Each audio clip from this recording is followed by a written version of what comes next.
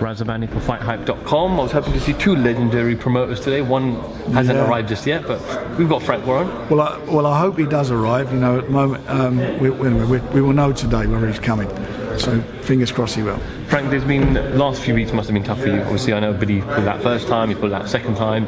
But on a more positive note, you've got a show on Saturday night. We've got a good show on Saturday night, and I'm very disappointed for the fans and the people who bought tickets, made travel arrangements, booked hotels for Billy. But unfortunately, he's injured, so he can't fight. But we've got a great fight now between Martin Murray, who's challenging Roberto Garcia for his WBC silver belt. So that is a good fight. Garcia's undefeated since 2010. I think he's had 13 wins on the road. Last against Margarito. Yeah, so you know he's upset a few people on his way. So it's going to be a good fight. I think it's one of those fights where you've got two guys who are good quality operators, and they know basically it's the last chance saloon.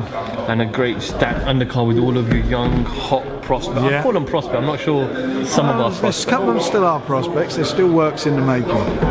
I spoke to Anthony Yarn and I said, Anthony, it must be quite thrilling for you to know that you've got a team behind you who are actually looking after your future and your career by saying it's a work in progress. He's had 12 amateur fights. We're not going to rush him in any big world title fights. It's a long process. See, the problem you got with him, you know, some fighters are gifted, you know, they've got all various talents. He's a natural athlete. He's a massive puncher. So my problem is trying to find the guys that he's going to get some rounds with. As I say, he's only had 35 rounds as a pro, so he needs some rounds. And he's never fought southpaw before. That's why we brought second. So hopefully we get some rounds, and you know, and he'll get the best out of him. But more importantly for Anthony, what he needs at the moment is to get that experience in the bank, so that when he does challenge for a world title, he's fully prepared. I could have made a world title for him about a month ago, but he's not ready for it yet. I'm not saying he will win. I think whoever he hits on the chin, if he catches him right, they'll go. But sometimes you've got to be able to manage to catch him. So we just wait a little longer, be a bit patient with him, and we'll make the right move at the right time. You got Horror Davis in his second outing with you. Obviously fought at Leeds on the Selby Warrington on the card. So he does bring a bit of a character, doesn't he? He certainly does. He's not a shrinking violet, that's for sure. So I'm looking forward to him and Paul. That'd be a decent little scrap. I think they both had a lot to say, so it should be interesting again.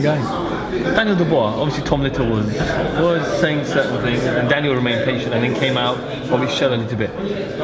Does he have that inside him that I don't know how to describe it, the ability to kind of just pounce on somebody when they give it to him? Or is he just really quiet and it hits a boiling point? I think he does all his talk. Even when he gets in the ring, he's cool as a cucumber. There's no nerves there with him. He's just a natural fighter. And I think for him, he'd much rather not be here at a press conference. He'd much rather now we be at the O2 fighting, because that's what he wants to do. And Tom's obviously trying to get under his skin, you know, which I can understand. He's trying to unsettle him, you know, mentally, trying to get some sort of edge before the fight. And he'll bring a lot to the fight, Tom, you know, because at the end of the day, he's a fighting man. He's a traveller. He's certainly not going to be wanting for any heart or desire. And he'll do his best to put Daniel out of his stride. He'll be looking to mess him around. I'm sure he'll be doing all those things, as we say in the trade, old man him out of it. But it's a good step up and a good test for Daniel, and hopefully he'll come through it and get some experience.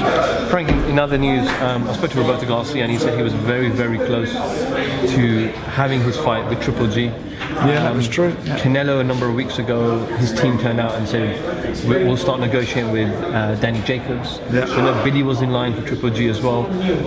What do you make of the whole facade? We're not used. Bill's not a stalking horse for anybody. That fight was always going to happen between Triple G and Canelo.